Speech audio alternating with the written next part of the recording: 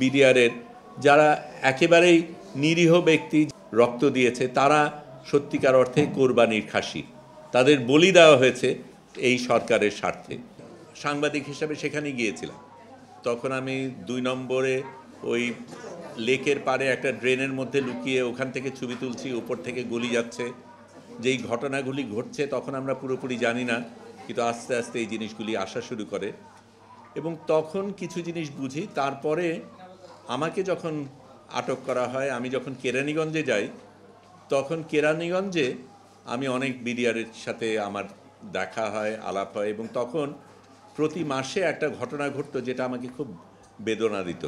প্রতি মাসে কাশিমপুর থেকে শয়ে শয়ে বিডিআরকে আনা হতো কেরানীগঞ্জে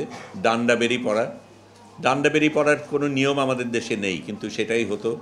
তারা ওখানে থেকে রাতে থেকে তারপরে তাদের জেলে নেওয়া হতো, কোর্টে নেওয়া হতো, কোর্ট থেকে আবার ফিরে যেত। কোর্টের ভেতরেও তারা ঢুকতো না, কিন্তু এই প্রহসনটা অনেক প্রহসনের মধ্যে একটা প্রহসন। আমি এই কথাগুলি বলছি এই কারণে যে আমি নিজে যেই জিনিসগুলি দেখেছি সেটার কথা, তার মধ্যে আমি ছোট্ট কয়েকটা জিনিস বলবো যেটা ওনারা অনেকগুলি যুক্তি বলেছেন, যেগুলি একেবারেই পরিষ্কার। কি হয়েছে, কেন হয়েছে, কারাই ষড়যন্ত্র করেছে, কাদের স্বার্থে এই জিনিসটা করা হয়েছে, সেটা খুব পরিষ্কার, আমরা এখন জানি। আমি তখন জেলে থাকাকালীন নিয়মিত বিডিআরদের সাক্ষাৎকার নিতাম, কিন্তু একটা পর্যায়ে আমাকে আমার বন্ধুবান্ধব, আমার পরিবার এটা জানতে পেরে হুঁশিয়ার করে দিল। তারা বলল, এটা নিয়ে কোনো কিছু বলা যাবে না, অত্যন্ত স্পর্শকাতর, এটার ব্যাপারে কোনো কিছু বললে কেলেঙ্কারি হয়ে যাবে। কিন্তু সেই নোটগুলি আমার এখনও আছে এবং যাদের সাক্ষাৎকার নিয়েছি সেটার ভিত্তিতেই আমি কথাগুলি বলছি।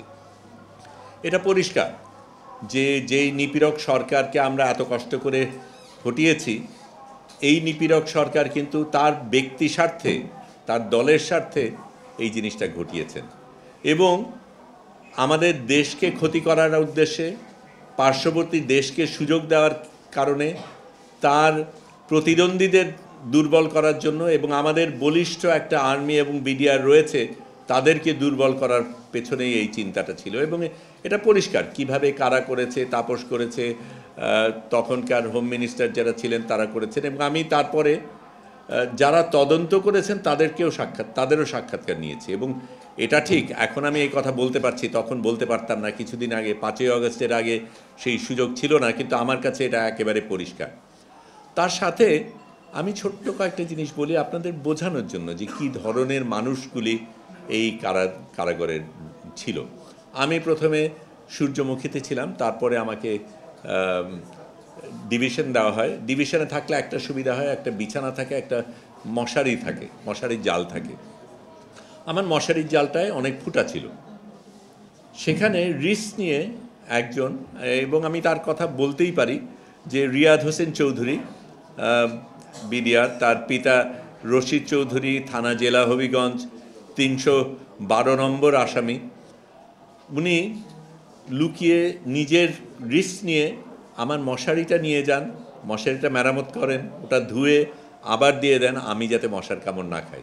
আমি দুধ খেতে পছন্দ করি বলে আমার জন্য দুধ নিয়ে আসেন। আমি এগুলি আমার জন্য করা হয়েছে বলে বলছি না, মানুষটা কীরকম ছিল সেটার কথা বলছি। আবার তার মাধ্যমে তিনি এখনও জেলে, এবং জেলে থাকার কারণে আপনাদের সামনে এই কথাগুলি বলতে পারছেন না। জেলে থাকার কারণে যার তিনি ব্যাটম্যান ছিলেন, মেজর শফিকুল ইসলাম, তার কথা বলতে পারছেন না যে সেই সময় শফিকুল ইসলামের স্ত্রীকে সে নিজের রিস্ক নিয়ে ওখান থেকে পালানোর ব্যবস্থা করে যাতে সে নিরাপদে বাইরে যেতে পারে। এটা একজন ব্যক্তি, রিয়াদ, যাকে আমি চিনি, জানি, দেখেছি, কিন্তু অনেক ব্যক্তি এরকম ছিল বিডিআরের যারা একেবারেই নিরীহ ব্যক্তি, যারা এই একজন নিপীড়ক সরকারের মানে একেবারে নির্যাতন করে সারা দেশকে যে অত্যাচার করেছে, তার স্বার্থে এতগুলি মানুষ রক্ত দিয়েছে। তারা সত্যিকার অর্থে কোরবানির খাসি। তাদের বলি দেওয়া হয়েছে এই সরকারের স্বার্থে। এবং এখন যেই জিনিসটা হচ্ছে সেটা যদি চলতে থাকে তাহলে এই কোরবানির খাসিদের আমরা রক্ষা করতে পারবো না। আমাদের দায়িত্ব রয়েছে আমাদের ভাই বোনদের প্রতি, যারা আমাদেরকে রক্ষা করেছে তাদের পাশে দাঁড়ানো।